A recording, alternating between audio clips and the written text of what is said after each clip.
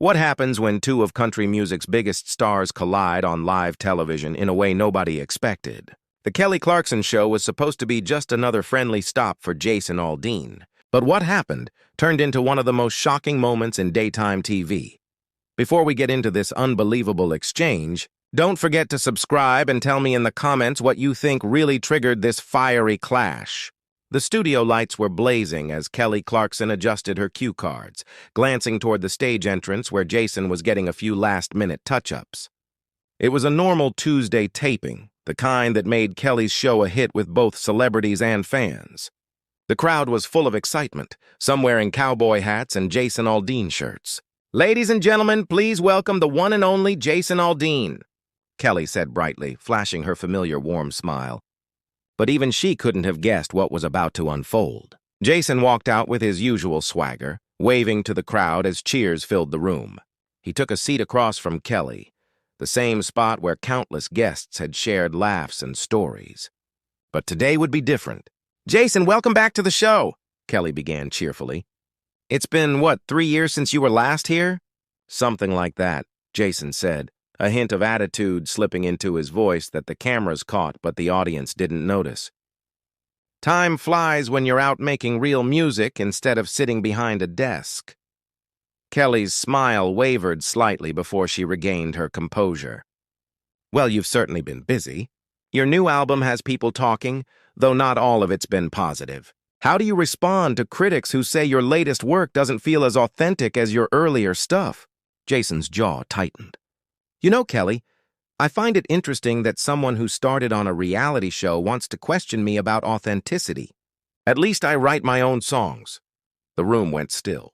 Even the crew sensed the shift. Kelly stayed calm, but her eyes sharpened. "That's an interesting take," she said coolly. "Though I'd say winning American Idol and building a long career gives me a little insight into real talent. But let's get back to your music. Fans love your new direction, but some insiders say you've lost touch with your roots." Jason chuckled dryly. "You mean the same Nashville folks who think real country music died decades ago? The same ones who told you pop country was the future before you left that world for TV?" The audience murmured, tension building. Kelly tapped her cards once, steadying herself. "I didn't leave anything behind, Jason," she said firmly. "I made choices that made me happy and let me connect with people. Something you might want to think about instead of alienating fans with your comments."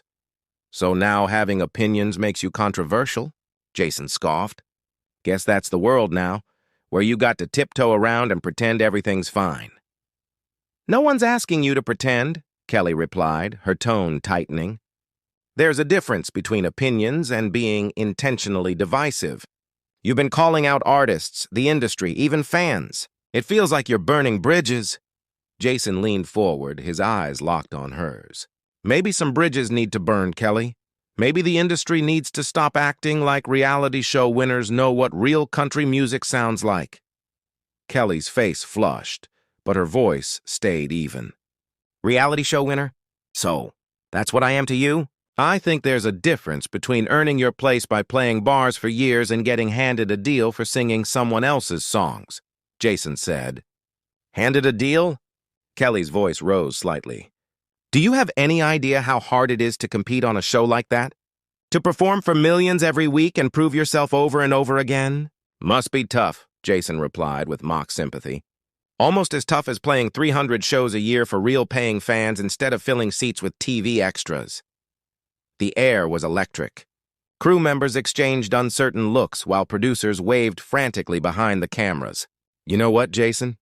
Kelly said, setting her cards down. "I've talked to hundreds of artists on this show, and most come here with respect. You walked in acting like you're doing me a favor." "Maybe I am," Jason shot back. "Your ratings are falling. Maybe having someone with real talent will help." Kelly's composure cracked. "Real talent?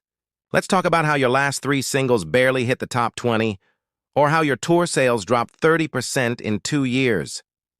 Jason's face darkened. "Did your team dig through my personal life too, or saving that for later?" "I don't need to," Kelly said evenly. "Your numbers speak for themselves. And if we're being honest, your recent attitude is doing the rest. Lady, I've been selling out arenas since before you even knew what a recording studio was," Jason snapped. Really? Kelly countered. Because lately it looks like you're selling more excuses than tickets. Jason stood up, his chair sliding back.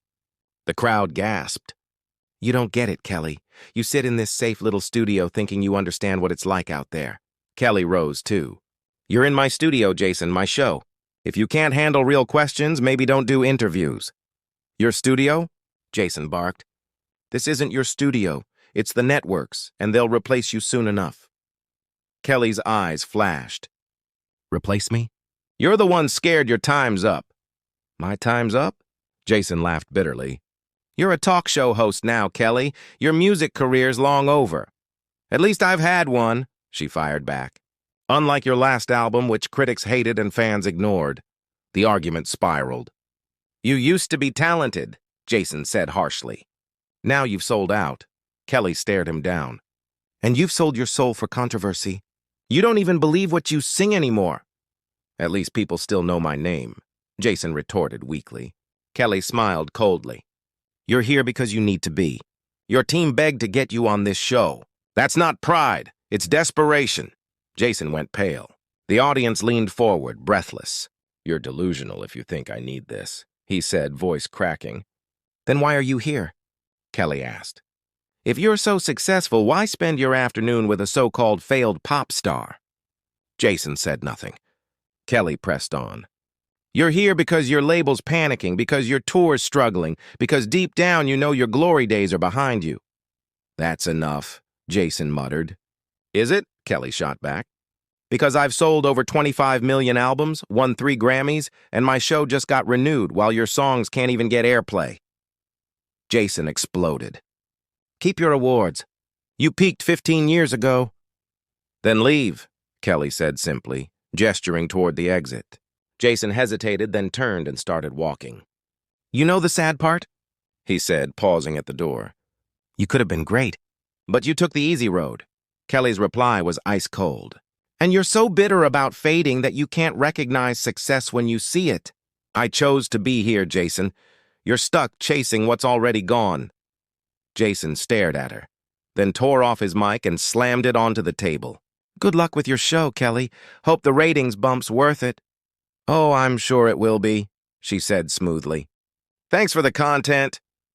Jason walked out without looking back, the doors slamming shut behind him. Kelly stood alone on stage, breathing hard but composed. Then she turned to the camera and smiled. Well, she said calmly, that was unexpected. We'll be right back after this break.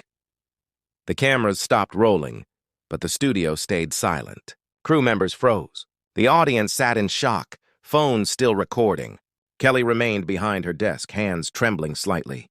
The confrontation was over, but everyone knew it would echo far beyond that studio. 2 of country's biggest stars had just imploded on live TV, and it was a moment that would be talked about for years. So, what do you think pushed Jason Aldean over the edge?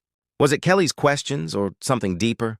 Subscribe and tell me what you think caused this unforgettable walk-off.